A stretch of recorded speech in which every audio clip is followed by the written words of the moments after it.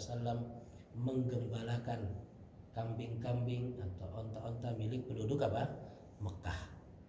Dan juga bentuk daripada Nabi Shallallahu Alaihi Wasallam miskin adalah beliau bekerja kepada Khadijah radhiyallahu anha yang ketika itu belum menjadi istri beliau. Kemudian Allah Subhanahu wa taala fa'aghna, memberikan kekayaan kepada Nabi Shallallahu Alaihi Wasallam. Kira-kira dari mana sumber kekayaan Nabi Shallallahu Alaihi Wasallam? Dari mana, Pak?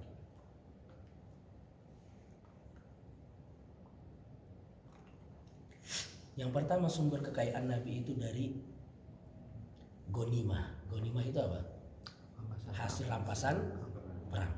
Jadi hasil rampasan perang itu Nabi Shallallahu Alaihi Wasallam juga mendapatkan apa? Bagiannya.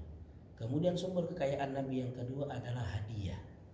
Hadiah-hadiah yang diberikan ya dari para sahabat kepada Nabi Shallallahu Alaihi Wasallam.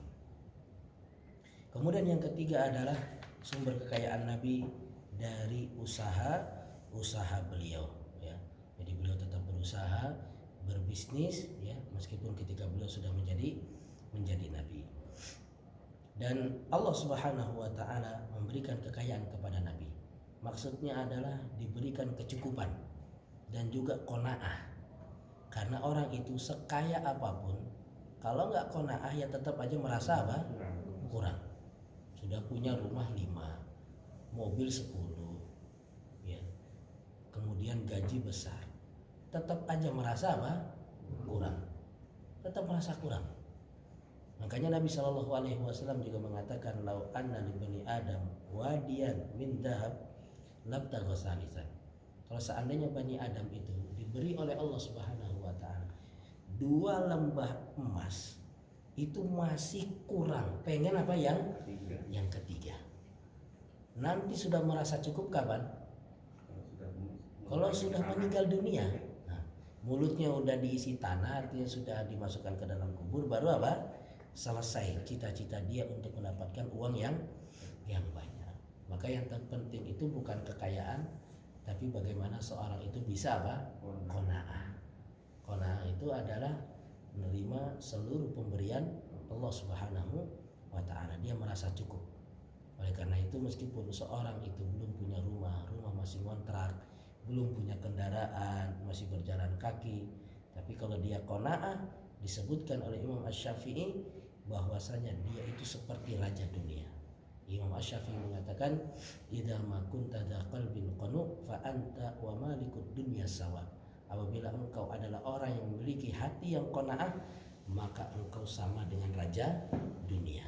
Jadi kalau kita qanaah, seberapapun gaji yang kita terima, kemudian seberapapun harta yang kita miliki, kalau kita qanaah maka kita sama dengan raja dunia. Jadi yang terpenting itu bukan menjadi orang yang kaya raya ya, tapi bagaimana kita bisa memiliki hati yang qanaah.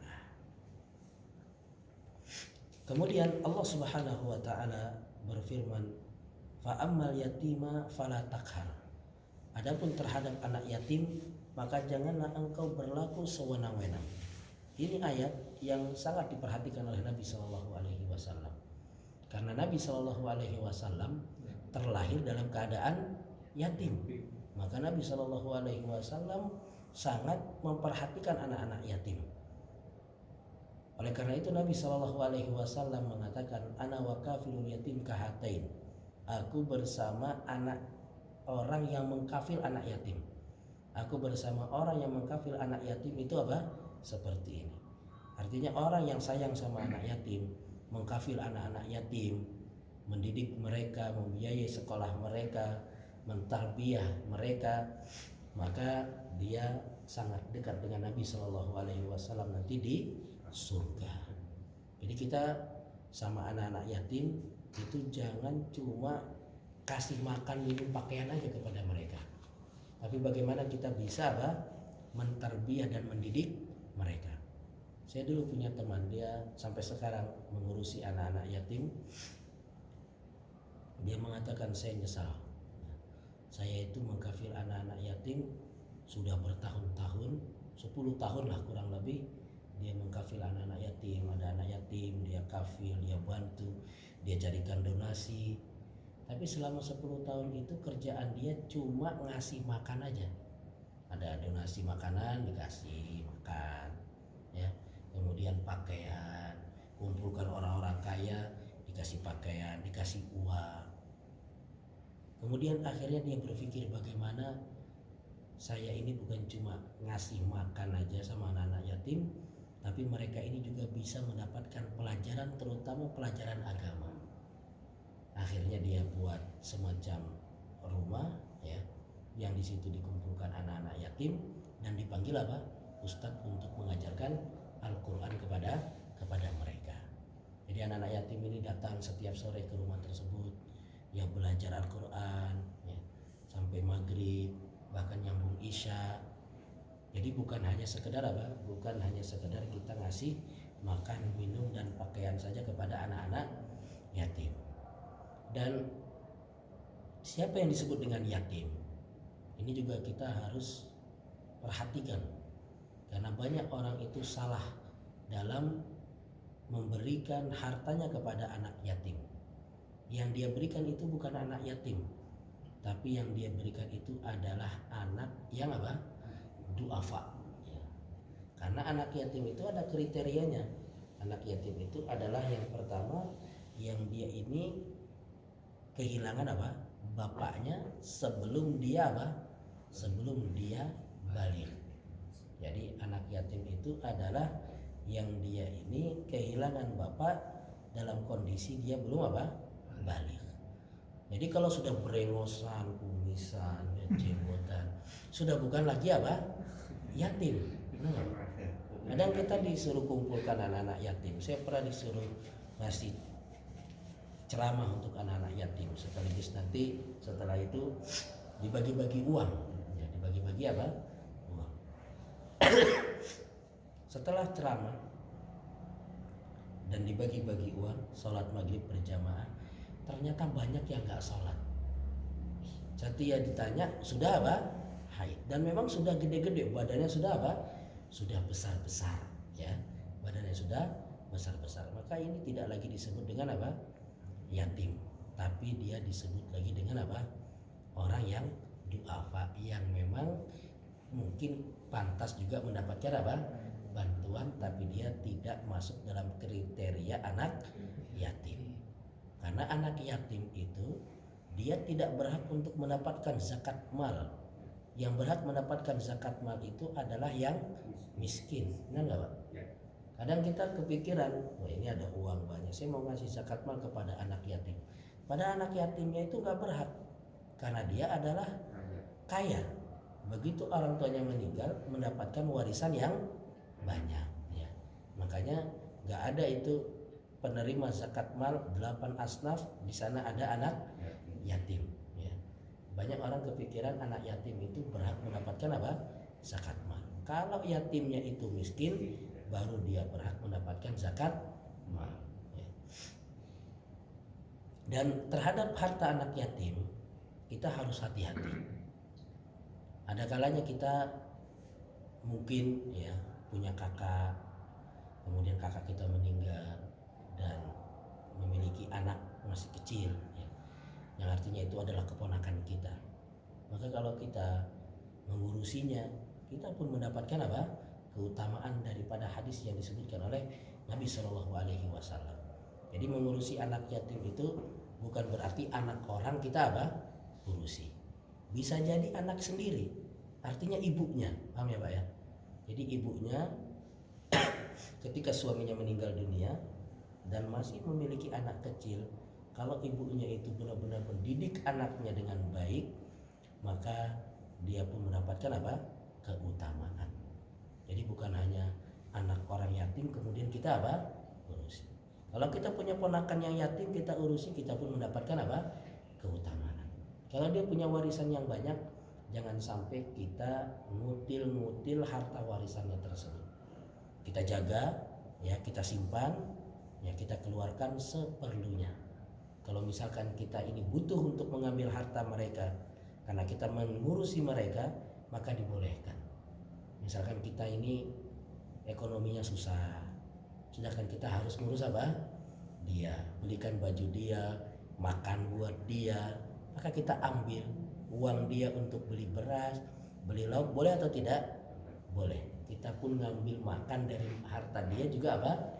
Boleh, tapi secara ma'ruf. Jangan sampai kita mentang-mentang mengurusi harta anak yatim, kemudian kita mengambil seenaknya, ya, berlebihan.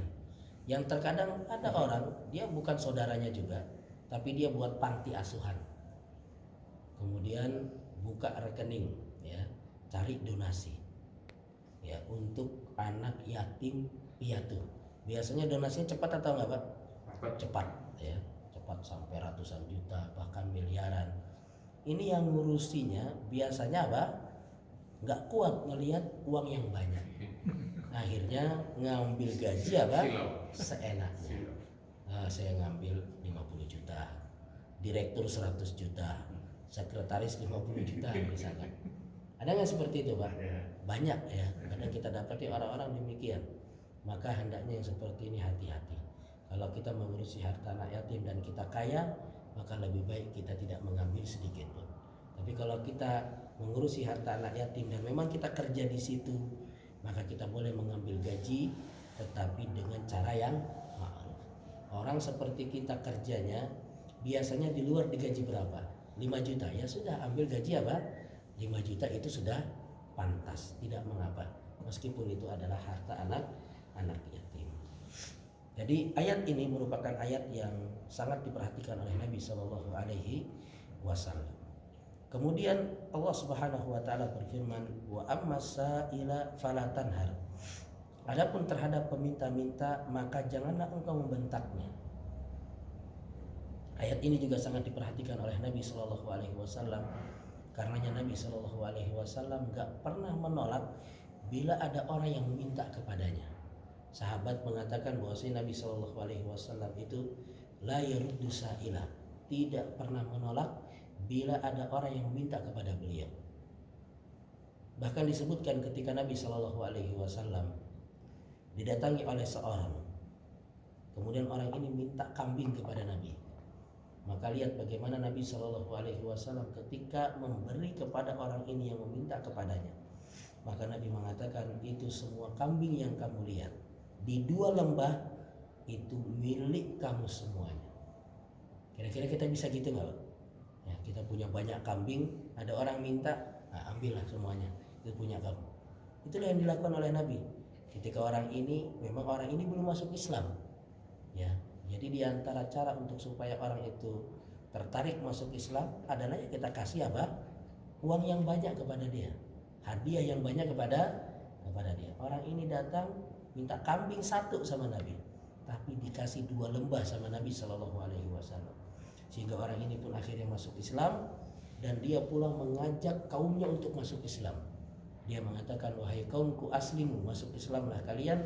Fa inna Muhammadan idza a'ta ma lam yakhshafaqah. Karena sesungguhnya Muhammad itu kalau sudah ngasih, dia tidak takut apa? Miskin. Itulah Nabi kita Shallallahu Alaihi Wasallam. Setiap ada orang yang meminta, maka diberi oleh beliau. Dan juga disebutkan ada kisah Nabi Shallallahu Alaihi Wasallam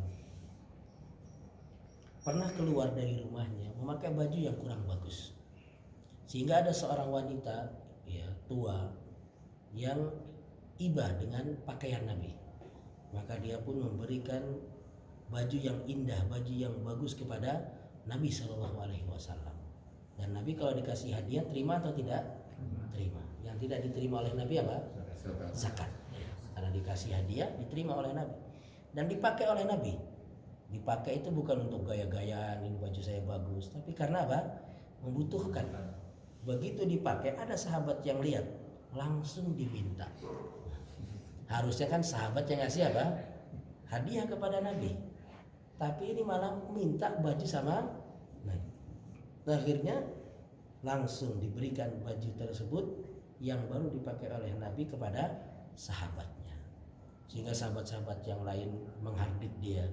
Pintar kamu ya, minta sama Nabi. Sudah tahu Nabi itu kalau diminta nggak bakal apa? Nolak. Maka sahabat ini mengatakan, saya bukan mengambil kesempatan itu, tapi saya ingin dikafani dengan kain yang sudah tersentuh dengan badan Nabi Shallallahu Alaihi Wasallam. Dan juga dikisahkan bagaimana baiknya Nabi Shallallahu Alaihi Wasallam bila datang orang yang minta-minta kepada beliau, maka ketika beliau sedang berjalan bersama sahabatnya, ada orang Arab Badui yang menarik selendang Nabi. Jadi Nabi lagi pakai selendang, ditarik ya sama orang Arab Badui ini. Kemudian orang Arab Badui ini mengatakan, "A'tini min malillahi alladhi 'indak." Berikanlah harta Allah yang ada padamu wahai Muhammad. Kira-kira kalau antum ya lagi pakai selendang atau pakai peci ditarik ya, kemudian orang ini mengatakan, "Peci buat saya ya." Kita kasih atau enggak? Kalau caranya seperti itu pasti kita apa? Marah ya. Tapi Nabi Shallallahu Alaihi Wasallam langsung tersenyum dan memberikan selendang tersebut kepada siapa? Kepada orang Arab Badui ini ya. Jadi ini ayat yang juga diperhatikan oleh Nabi Shallallahu Alaihi Wasallam, bagaimana Nabi Shallallahu Alaihi Wasallam tidak pernah menolak bila ada orang yang datang untuk meminta kepada beliau. Inilah yang harusnya juga kita praktekkan supaya kita bisa menjalankan ayat ini. Bila ada orang-orang yang datang kepada kita ya, meminta kepada kita, kalau kita bisa bantu maka hendaknya kita apa? Bantu. Kalau kita tidak bisa bantu, maka fala tanhar, jangan kita apa? Bentak. Kadang ada orang ketika ada pengemis datang ya, dia tidak kasih, tapi sambil apa? Dibentak-bentak, dimaki-maki. Ada orang datang mau minjam uang sama dia, mau berhutang sama dia, dimaki-maki. Ente lagi misalnya ya. Yang kemarin aja belum apa? Dibayar. Kalau kita memang misalkan nggak mau ngasih karena kita khawatir dia kalau diberi hutang nggak bayar lagi, cukup kita tolak, tidak usah sambil apa? Dibentak-bentak. Kemudian ayat yang terakhir ya, Allah Subhanahu wa taala berfirman, wa amma bi ni'mati rabbika fahaddits. Adapun terhadap nikmat Rabbmu maka ceritakanlah.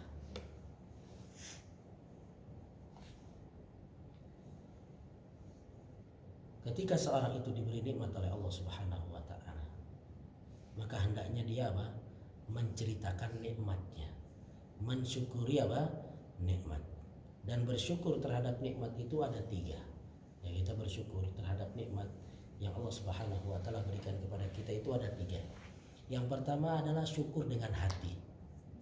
Jadi syukur itu bukan hanya sekedar kita mengucapkan alhamdulillah. Kalau syukur itu hanya sekedar mengucapkan alhamdulillah, maka berapa banyak orang yang apa? Bersyukur. Bahkan mungkin semua orang apa? Bersyukur. Orang-orang kaya sekalipun ketika dia mendapatkan hadiah 1 miliar, dia mengucapkan apa? Alhamdulillah. Semua orang mengucapkan alhamdulillah. Sejelek-jeleknya orang, senakal-nakalnya orang, sebejat-bejatnya orang, ya preman-preman begitu dikasih uang 10 juta, kalau dia Islam dia mengucapkan apa? Alhamdulillah. Tapi habis itu uangnya dibuat beli apa? Ya beli wanita lah kadang, ya beli khamr dan yang lain apa? Sebagainya. Maka syukur itu bukan hanya sekedar mengucapkan apa? Alhamdulillah. Kalau hanya sekedar mengucapkan alhamdulillah itu sudah dihitung syukur, maka berarti semua manusia itu apa? Bersyukur. Padahal Allah Subhanahu wa taala mengatakan apa? Wa qalilun min ibadiyas syakur. Dan sedikit sekali daripada hambaku yang bersyukur. Jadi orang itu dikatakan bersyukur bila terkumpul padanya 3. Yang pertama adalah bersyukur di dalam hati. Jadi bersyukur di dalam hati itu adalah dengan mengakui seluruh nikmat itu datangnya dari Allah. Jadi syukur dalam hati itu adalah mengakui seluruh nikmat yang kita dapati itu adalah dari Allah, bukan dari kecerdasan kita, bukan dari hasil kerja keras kita, bukan dari ya kepiawaian kita dalam apa? Berbisnis, pengalaman kita dalam berbisnis. Kadang ada orang mengira kekayaan yang dia dapatkan itu dari hasil apa? Dari hasil kerja kerasnya, dari hasil kecerdasannya. Maka kalau dia merasa dia kaya raya itu karena memang dia sekolahnya tinggi, kemudian dia cerdas, sangat berpengalaman dalam berbisnis, maka dia bukan dikatakan sebagai orang yang bersyukur. Dia dikatakan sebagai orang yang mirip dengan Qarun. Qarun itu diberi kekayaan oleh Allah, namun dia mengatakan innama utitu ala ilmin indi, saya ini kaya karena saya karena saya memiliki ilmu. Saya kaya ini karena kecerdasan saya. Maka orang-orang yang seperti ini itu bisa dikatakan mirip dengan Qarun. Kemudian syukur yang kedua adalah dengan lisan, yaitu dia mengucapkan alhamdulillah. Setiap dapat nikmat alhamdulillah. Dan kalau bisa zikir-zikir yang kita di situ membaca alhamdulillah, kita sambil membayangkan nikmat-nikmat yang Allah telah berikan kepada kita.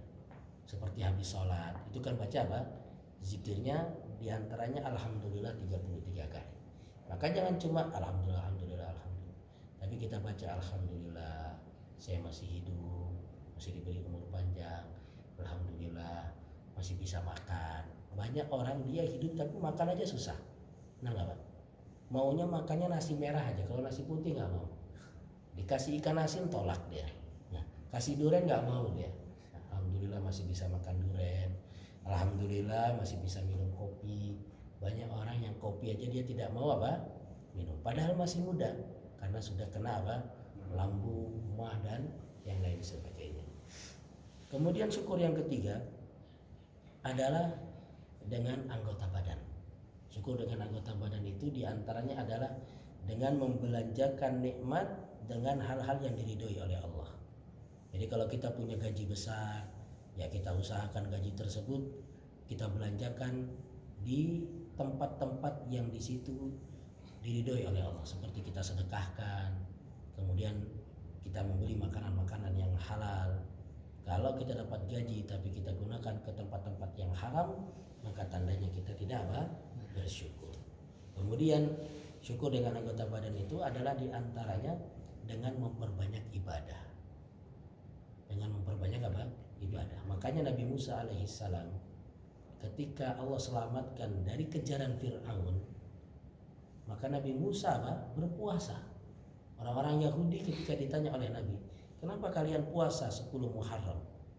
Maka orang-orang Yahudi mengatakan karena pada hari ini Allah selamatkan Musa. Ya, ketika Allah selamatkan Musa dari kejaran Fir'aun, kata orang-orang Yahudi, fasoma Musa syukranillah. Musa berpuasa sebagai bentuk rasa syukur kepada Allah Subhanahu wa ta'ala. Karenanya ketika Allah Subhanahu wa ta'ala berikan nikmat kepada kita, hendaknya kita semakin dekat dengan Allah. Kalau kita semakin banyak beribadah kepada Allah, ya, padahal kita telah diberikan ganjaran atau diberikan rizki yang banyak oleh Allah, tandanya bisa jadi kita ini termasuk daripada orang yang yang bersyukur kepada Allah Subhanahu wa ta'ala. Kemudian wa amma bi ni'mati rabbika fahaddits, adapun terhadap nikmat Rabbmu maka ceritakanlah. Artinya kita ceritakan nikmat tersebut kepada orang-orang yang kita percayai. Jadi penting bagi kita untuk kumpulkan anak, istri, keluarga. Kita kumpulkan, dulu bapak ini hidupnya susah, miskin. Bapak juga dulu gak punya rumah, tapi alhamdulillah sekarang bapak punya rumah. Ada kolam renangnya lagi. Dulu bapak juga gak punya mobil, kemana-mana naik angkot, jalan kaki. Alhamdulillah sekarang punya mobil.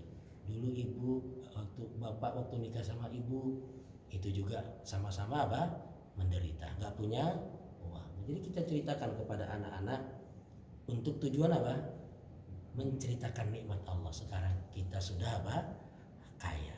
Sekarang kita sudah diberikan kecukupan oleh Allah. Jadi perlu kita untuk bercerita kepada anak-anak kita, kepada orang-orang yang kita percayai, untuk supaya kita kembali mengingat nikmat Allah yang besar yang sudah Allah Subhanahu wa ta'ala berikan kepada kita. Oleh karena yang seperti Uwais Al-Qarni, sering dengar ya Pak Uwais Al-Qarni. Uwais Al-Qarni seorang yang hampir menjadi sahabat, ya. Tapi dia tidak jadi sahabat gara-gara baktinya kepada ibunya.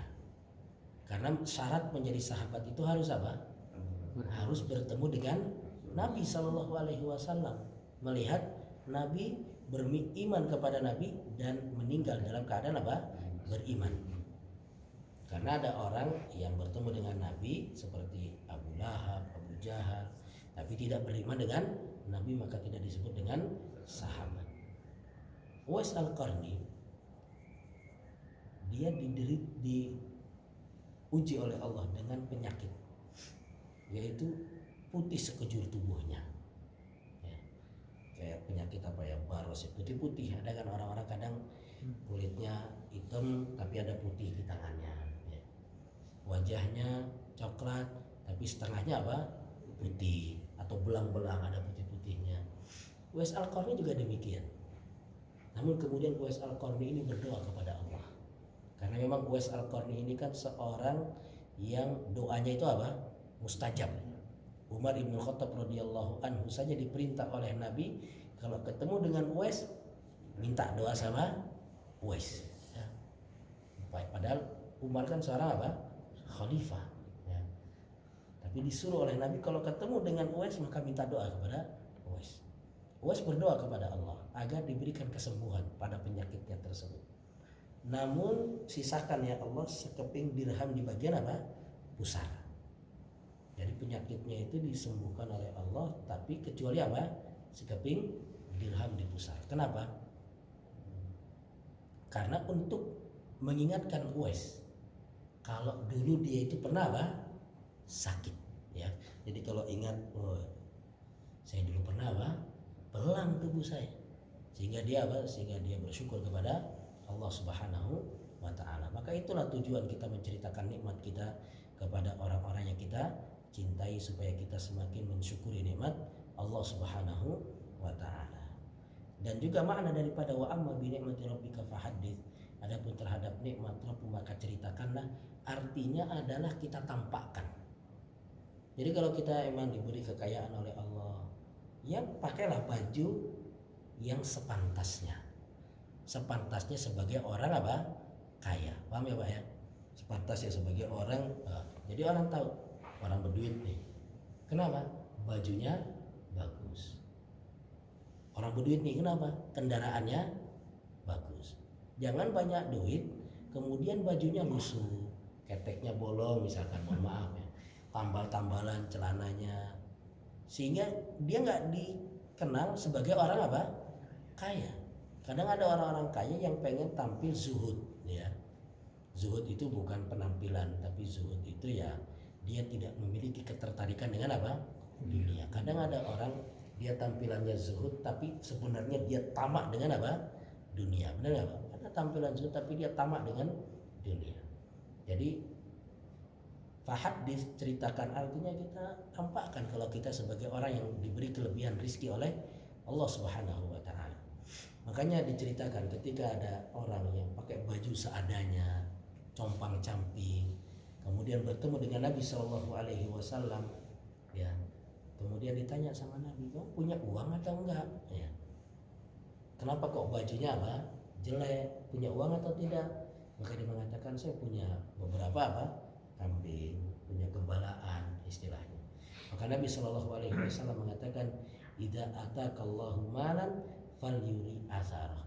Bila Allah Subhanahu wa taala berikan kepada engkau harta, maka perlihatkanlah harta tersebut. Jadi jangan kita kaya tapi bajunya compang-camping, kaya tapi kendaraan yang enggak bagus, ya.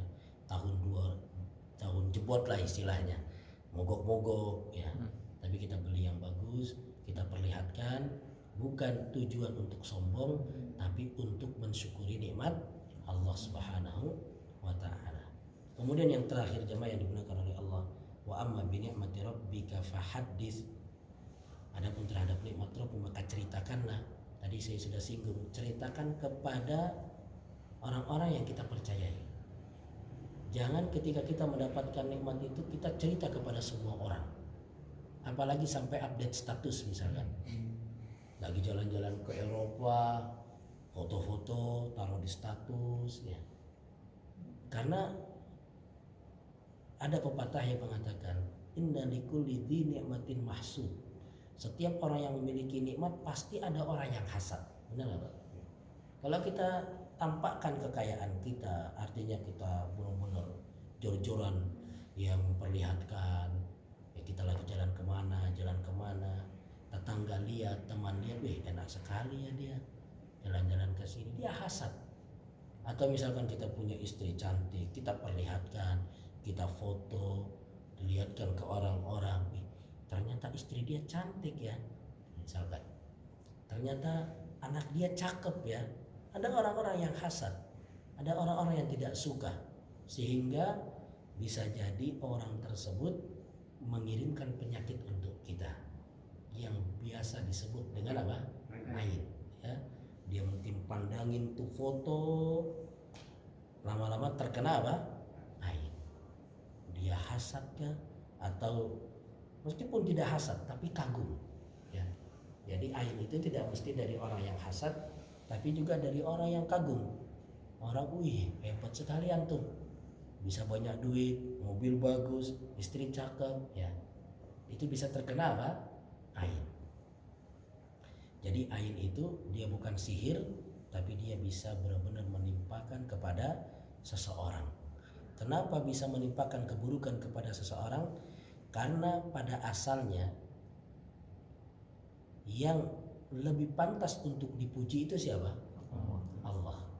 Tapi kita tidak puji Allah, benar nggak Pak? Kita malah puji dia.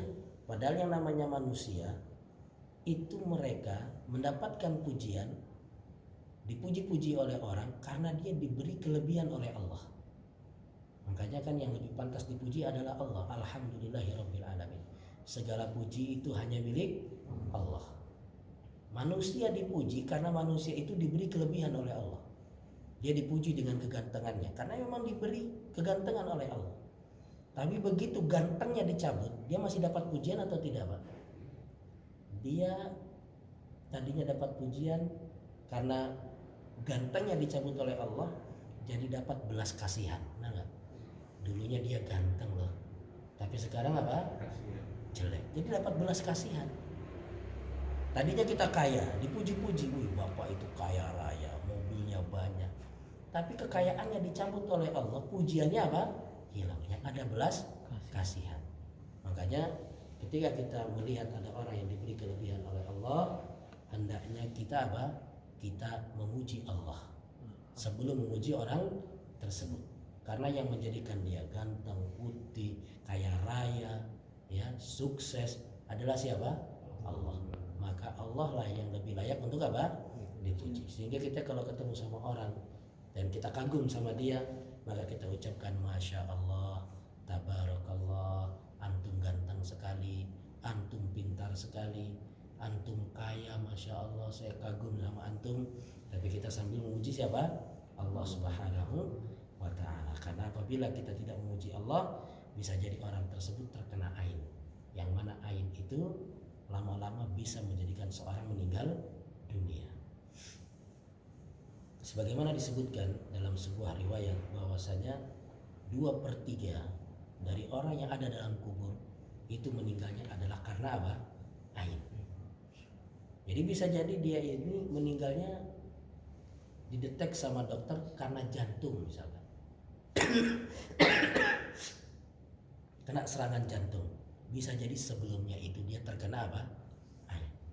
Atau ada orang yang kecelakaan, ketabrak mobil kah, motor kah, waliyadzubillah, ya kelihatannya dia meninggal karena gara-gara tertabrak mobil, tapi bisa jadi adalah penyebab awalnya adalah apa?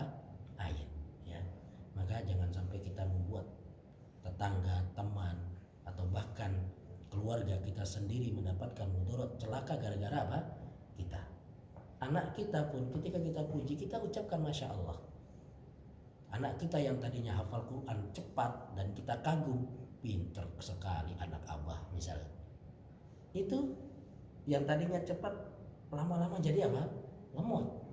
Itu bisa jadi penyebabnya siapa? Kita sendiri. Istri kita yang tadinya cantik, sehat, bugar jadi sakit-sakitan, jadi buruk rupa misalkan, itu bisa jadi juga penyebabnya adalah siapa? Suaminya sendiri. Maka kita ketika muji istri pun kita kagum dengan kecantikannya misalkan, maka kita ucapkan juga apa? Masya Allah. Kita juga kagum dengan anak-anak kita karena cantiknya, gantengnya, putihnya, atau cerdasnya. Hendaknya juga kita sambil memuji Allah Subhanahu wa Ta'ala. Dan inilah tafsir singkat daripada surat Ad-Duha.